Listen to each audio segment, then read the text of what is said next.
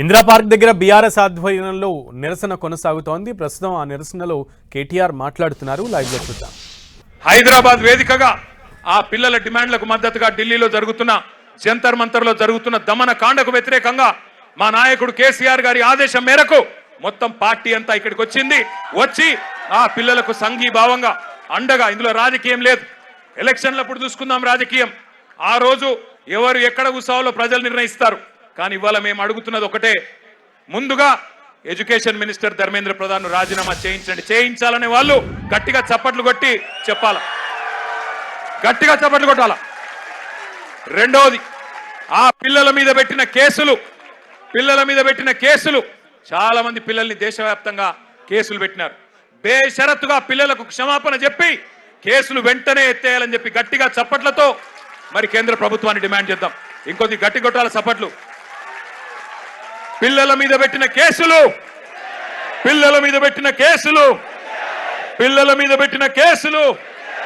మేము ఇక్కడికి బయలుదేరి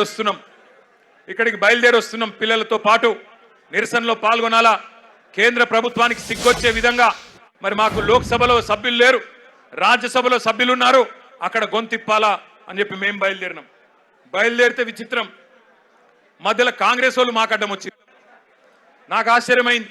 మేం కొట్లాడుతుంది మోడీ ప్రభుత్వం మీద, బీజేపీ మీద, మధ్యలో ఇక్కడ చోటాబాయికి ఏం వచ్చిందో నాకు అర్థమైతలేదు. నీకేమైందిరా నాయన? నేను మోడీనంటే ఈ కేడీగాడు ఎందుకు ఉలిక్కి పడుతున్నాడు మధ్యలో? నేను మోడీని అంటున్నా. మోడీ తప్పు చేసిండంటే నీకేంది రోగం? మధ్యలో యూత్ కాంగ్రెస్ వాళ్ళు వచ్చి నా కారుకి అడ్డం వచ్చిండ్రు, పోలీసు వాళ్ళు సంపుడు చంపి తీసుకుపోయిన మంచిగా.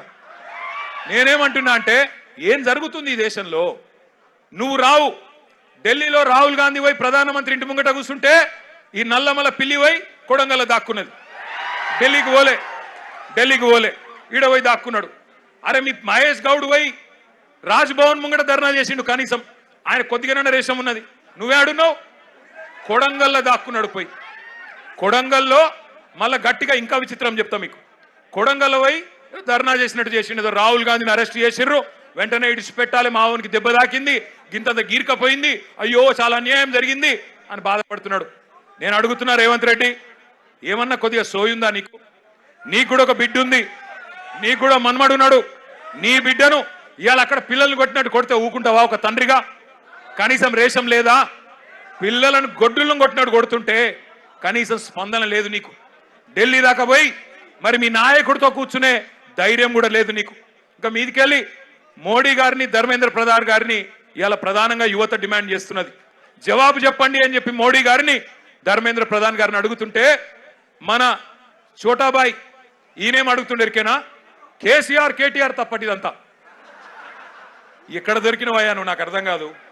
దేశమంతనేమో మీ నాయకుడు రాహుల్ గాంధీతో సహా మోడీ, ధర్మేంద్ర ప్రధాని ఇద్దరు రాజీనామా చేయాలని వాళ్ళు పెడుతుంటే నీకు కేసీఆర్ తప్ప ఇంకొకరు కళలు కూడా ఇంకొకరు యాదికి రాక మానరిగా నీకు. ఆ వెనకటికి ఒక సినిమా ఉంటుంది, ఆ సినిమాలు ఇంతకుముందు వచ్చేటప్పుడే మా అన్న ప్రశాంత్ రెడ్డి అని చెప్తున్నాడు. అదేంటది? కుక్క కథ కదా. చిన్న పిల్లగాడు ఒకడు ఉంటాడు, వాని ఏం అడిగినా లాస్ట్కి ఏమంటే నాకు కుక్క కావాలి అంటాడు. అట్లా ఈయన కూడా అంతే. ఇక ఆయన నిద్రలో లేపు, ఈ ముఖ్యమంత్రిని నిద్రలో లేపు. అదో సినిమా పేరట, చిత్రం అట. అది చిత్రం, వీడు విచిత్రం.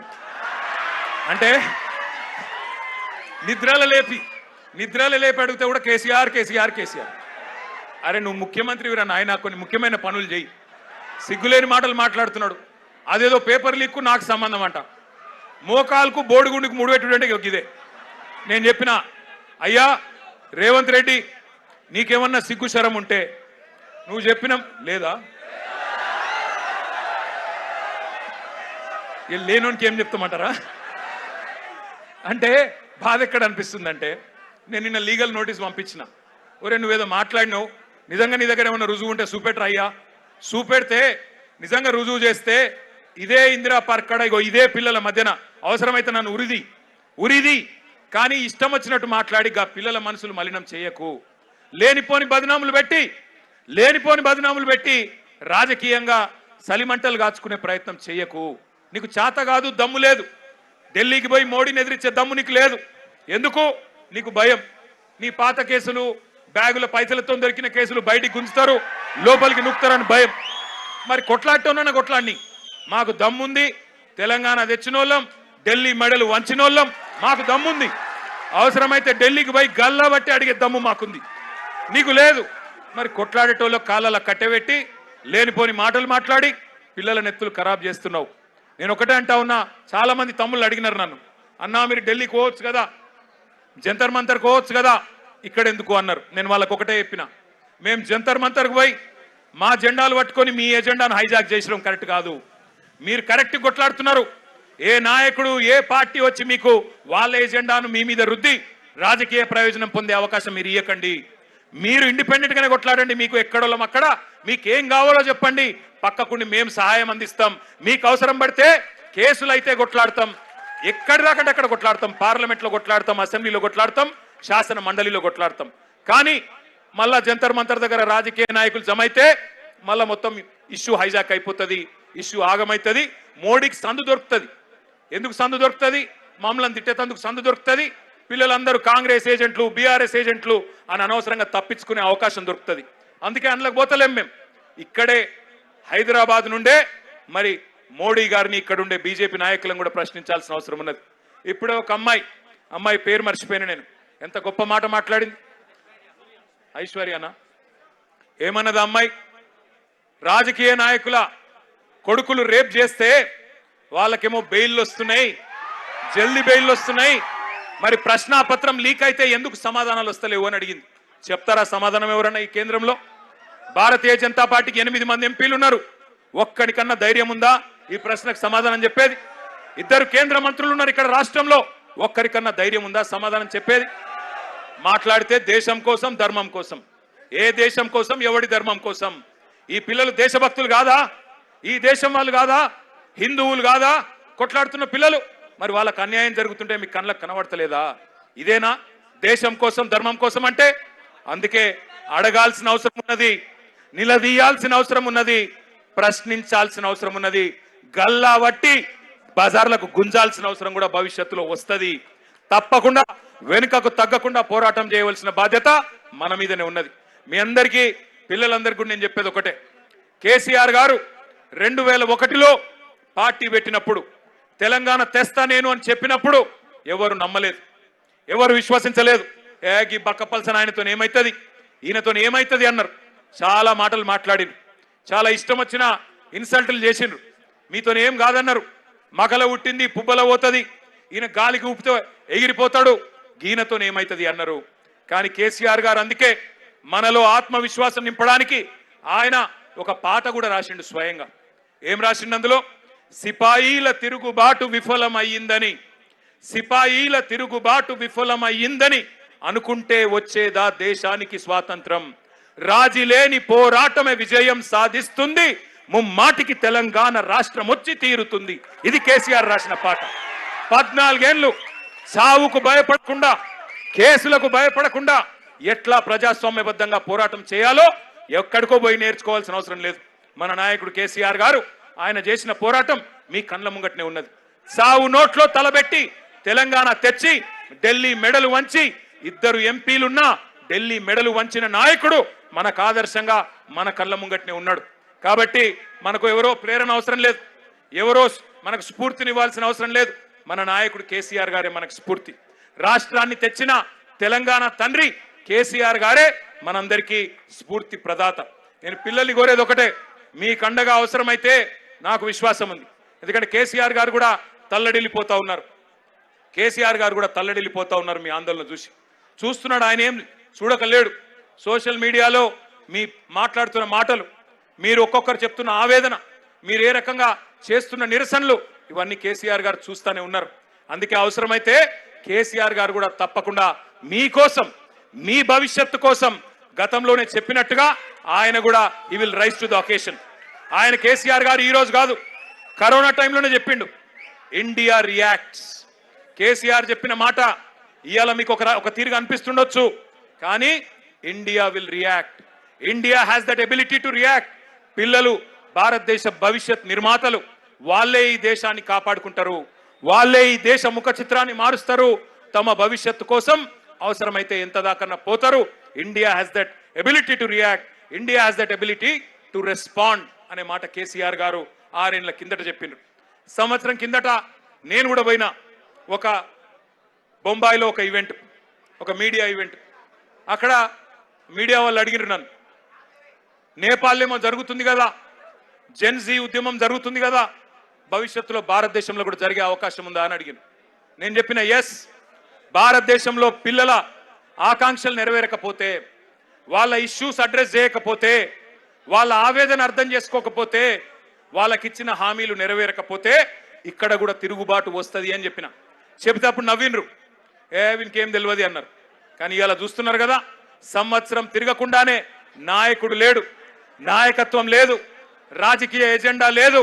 కానీ వేల సంఖ్యలో ఇవాళ కాక్రోచ్ల మాదిరిగా భారతదేశం అంతా కదిలి కాక్రోచ్ అని ఇన్సల్ట్ చేస్తే ఇలా అవే కాక్రోచ్లు ఢిల్లీ మీద దండయాత్ర చేస్తా ఉన్నాయి. వాళ్ళకి రాజకీయం లేదు, వాళ్ళు కోరుతున్నది ఒకటే, ప్రధానమంత్రి ప్రశ్నలకు సమాధానం చెప్పాలి. మొదలు ఏమన్నారు వాళ్ళు, ధర్మేంద్ర ప్రధాన్ రాజీనామా చేయాలి అన్నారు, ప్రధాన్ జీ ఇస్తిఫా దో అన్నారు. ఇవాళ ఏమంటున్నారు, ప్రధాని అప్నా మూఖోలో అంటున్నారు. ప్రధానమంత్రి నువ్వు నోరు తెరువు, నువ్వు మాట్లాడు, నువ్వు ఎందుకు చెప్పవని అడుగుతున్నారు. పిల్లలు సూటిగా అడుగుతున్నారు, ప్రధానమంత్రి గారు परीक्षा पे चर्चा करने वाले प्रधानमंत्री जी परीक्षा लीक पे क्यों नहीं चर्चा करते हो, परीक्षा लीक మీద ఎందుకు మాట్లాడవు, పరీక్ష మీద చర్చ అంటావు, పరీక్ష పే చర్చ అంటావు, పరీక్ష లీక్ల మీద ఎందుకు మాట్లాడవు అని ప్రశ్నిస్తా ఉన్నారు. అట్లాగే ఈ పిల్లలు అడుగుతున్నారు, ప్రధానమంత్రి గారు విశ్వగురువు, నువ్వు విశ్వగురువు కదా, మరి ఎందుకు నోరు విప్పుతలేవు, ఎందుకు మాట్లాడతలేవు అని అడుగుతున్నారు. పిల్లలు అడుగుతుంటే గర్జిస్తుంటే గర్వంగా అనిపిస్తున్నది.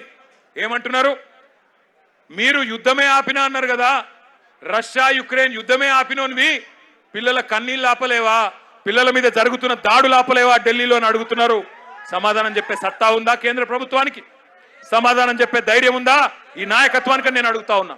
ఇవాళ నోటికొచ్చినట్టు మాట్లాడడం కాదు, పిల్లల మీద బ్రాండేసి బదనాం చేయడం కాదు. ఒకడు అర్బన్ నక్సలైట్ అంటాడు, ఒకడు దేశద్రోహి అంటాడు, ఒకడు ఇంకేదో అంటాడు. మాట్లాడితే గొంతు విప్పితే, మీకు వ్యతిరేకంగా గలం విప్పితే ఇవాళ ఇష్టం వచ్చినట్టు గొంతు నొక్కే ప్రయత్నం చేస్తా ఉన్నారు. నాకు ఇంకా అన్నిటికన్నా గొప్పగా అనిపించింది, మీకు చెప్తా ఎంత బాగా అనిపించిందంటే, నాకు మీకు మద్దతుగా ఏ రాజకీయ పార్టీ రాలే 25 రోజులు, మీకు మద్దతుగా ఏ మీడియా రాలే. మొన్న మీరు చూసిన నేను కొంతమంది మీడియా వాళ్ళు ఆఖరికి అనివార్యంగా పోయినాడికి పోతే పిల్లలు అడుగుతున్నారు, ఎక్కడున్నారా 25 రోజులు మీరు, ఎందుకు రాలే, ఎందుకు మా ఆవేదన చూపెట్టలే అని మీడియాను కూడా ఇలా గల్లాబట్టి నిలదీసే పరిస్థితి వచ్చింది అనే మాట కూడా నేను విజ్ఞప్తి చేస్తా ఉన్నా. ఇక నడువది మీడియాతోని ఎజెండా సెట్ చేసే రాజకీయం నడువది, మీడియాను అడ్డం పెట్టుకొని స్లాటర్ హౌస్లను అడ్డం పెట్టుకొని ఇవాళ వ్యక్తిత్వ హననాలు చేసే రాజకీయం నడువది. ఇవాళ పిల్లల దగ్గర పదునైన అస్త్రాలు ఉన్నాయి, వాళ్ళు చూస్తారు. తప్పకుండా భవిష్యత్ నిర్మాతలు మేల్కొన్నారు. నేను మళ్ళీ చెప్తా ఉన్నా, మోడీ గారు నువ్వు ఎవరితోనైతే గోక్కోవద్దో వాళ్ళతోనే గోక్కున్నావు. వాట్సాప్ యూనివర్సిటీ విద్యార్థులు ఇన్స్టాగ్రామ్ జనరేషన్ తో పంచాయతీ పడ్డది వాళ్ళ. వాట్సాప్ వాళ్ళు అంటే ఎవరు, వాట్సాప్ యూనివర్సిటీ వాళ్ళు అంటే అందుభక్తులు. వాట్సాప్ యూనివర్సిటీ విద్యార్థులకు ఇన్స్టాగ్రామ్ జనరేషన్ కు పంచాయతీ పడ్డది. ఎవరు ఏమైతారో ఎవరు ఆగమైతారో మీరు చూస్తారు, నేను కూడా చూస్తా. కానీ ఒకటి మాత్రం పక్కా, मैं 2-4 मिनट हमारे जो यहाँ के नेशनल करेस्पॉन्डेंट है, नेशनल मीडिया है, उनसे भी कहना चाहता हूं.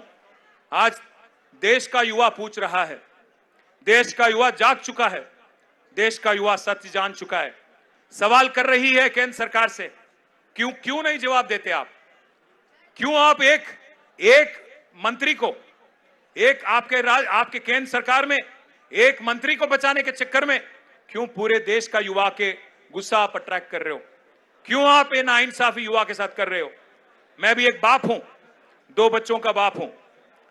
मैंने कल जो देखा, जुलाई 20 तारीख के दिन युवा के साथ दिल्ली में जो सुलूक किया गया, जो जुल्म किया गया, उन पे जो लाठियां बरसी, उनके साथ जो पुलिस वाला बर्ताव कर रहा था, जिस कदर उनको पूरी तरह से कुचल के मार रहे थे, ये देखने के बाद हर नागरिक